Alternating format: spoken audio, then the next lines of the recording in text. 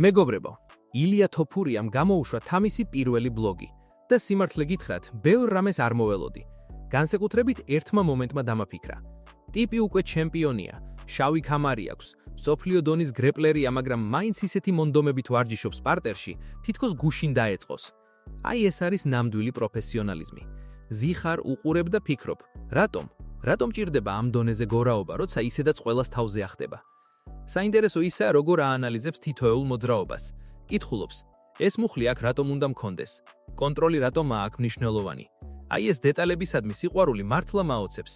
გრეპლინგი ხომ მარტო ძალა არ არის. ეს ჭადრაკივითაა. ყველა სპორტსმენს თავისი სტილი აქვს. გორდონ რაიანს სხვა, კრეიგ ჯონს სხვა, მიკა გალბაოს კიდევ სხვა. ილია კი ცდილობს ყველა სტილიდან საუკეთესო ამოიღოს. ბევრი იტყოდა, რა უნდა მასწავლონ, ჩემპიონი ვარო, მაგრამ არა, ჩვენი ბიჭი სულ სწავლაშია. თანაც იცით რა ხდება? ის ისეთ გრეპლერებთან ჭიდაობს სპარინგებში, რომ სისხლი და ოფლი ერთმანეთში ირევა. ეს არ არის უბრალოდ ვარჯიში, ეს ომია. მე პირადად მგონია, რომ ჯასტინ გეიჯისთან ბრძოლა უფრო დგომში იქნება, ხელების ქნევა და ნამდვილი ქართული დარტყმები. ილია ხომ საერთოდ ნოკაუტს პირველსავე რაუნდში წინასწარმეტყველებს. ამბობს, რომ გეიჯი დაიძინებსო. და იცით რა? ბევრი ამას რეალურად ხედავს. თუ გეიჯიმ რამე სასწაული ტაქტიკა არ მოიფიქრა, რასაც ტრევორ ვიტმანი ეცდება, ილია მას უბრალოდ დაანგრევს. თუმცა მოდით რეალობას შევხედოთ. გეიჯის პარტერში სერიოზული პრობლემები აქვს. კი, შეიძლება მე მაჯობოს ჭიდაობაში, თუმცა ვინ იცის, ჩვენს კახურ ჭიდაობას ვერაფერი შეედრება. გაიხსენეთ ხაბიბთან როგორ დააგო, ჩარლს ოლივეირამაც როგორ დააშინა. თუ ილიამ გეიჯი მიწაზე დააგდო, ჩათვალეთ, რომ საქმე დამთავრებულია. ხალხი ხშირად აფასებს ილიას გრეპლინგს სათანადოდ ვერა, მაგრამ მე გეტყვით ერთ რამეს.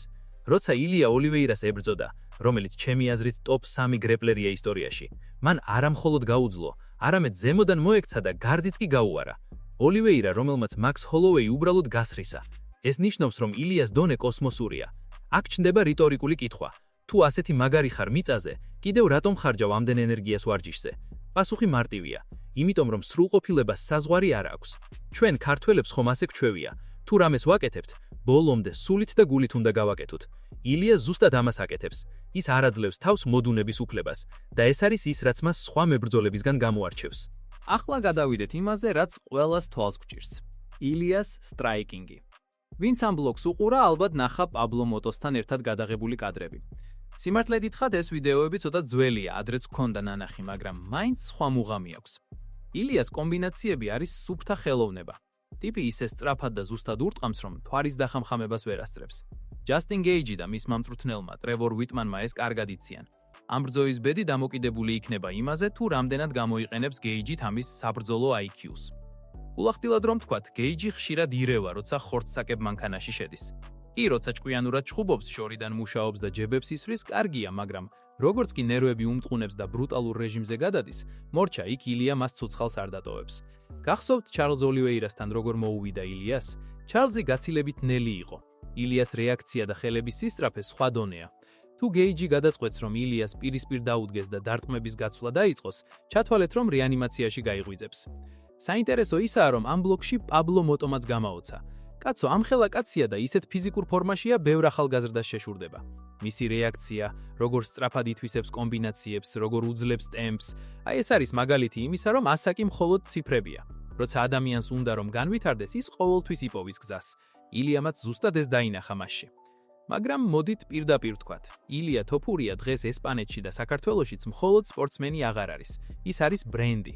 ის, რასაც კომპანია WOW ვაკეთებს, არის საოცრება. კრიშტიანო რონალდუ, ილია თოფურია. ესენი არიან ადამიანები, რომლებმაც ესპანეთში სპორტის ეს სახეობა ახალ საფეხურზე აიყვანეს. WOW გახდა ნომერ პირველი ორგანიზაცია და ამას მხოლოდ ფულით ვერ გააკეთებდი. აქ საჭიროა ის ქარიზმა, რომელიც ილიას აქვს. ბლოგშიც ჩანს, რამდენი ხალხი დადის მის გამო.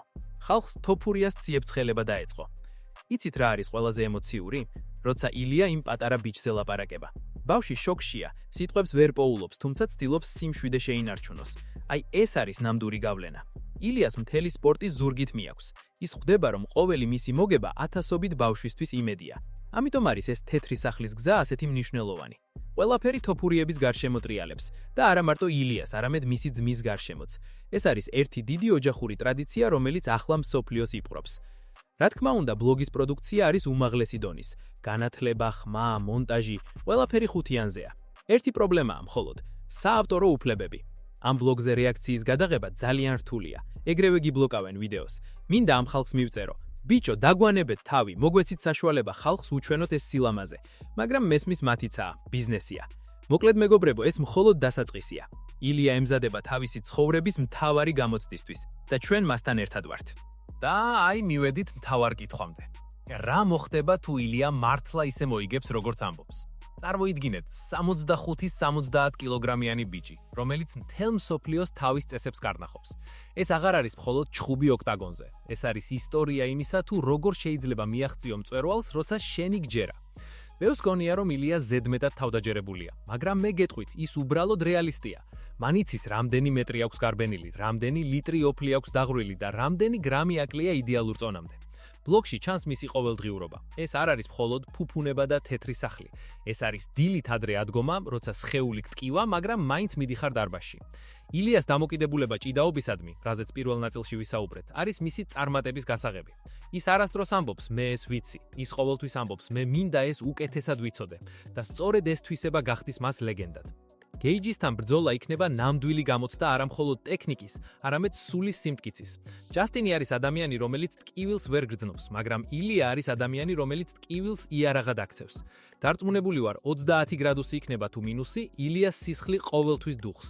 ეს არის ჩვენი ქართული გენი. ჩვენ არასდროს ვნებდებით, როცა საქმე ღირსებას ეხება. ახლა კი ყველაზე მთავარი, რატომ არის ეს ბლოგი ასეთი მნიშვნელოვანი? იმიტომ რომ ის გვაჩვენებს ადამიანს ნიღბის გარეშე. ჩვენ ვხედავთ მის ბიზნესს, მის ურთიერთობას ხალხთან, მის შიშებსა და ამბიციებს. ილია თოფურია დღეს არის სიმბოლო იმისა, რომ საზღვრები არ არსებობს.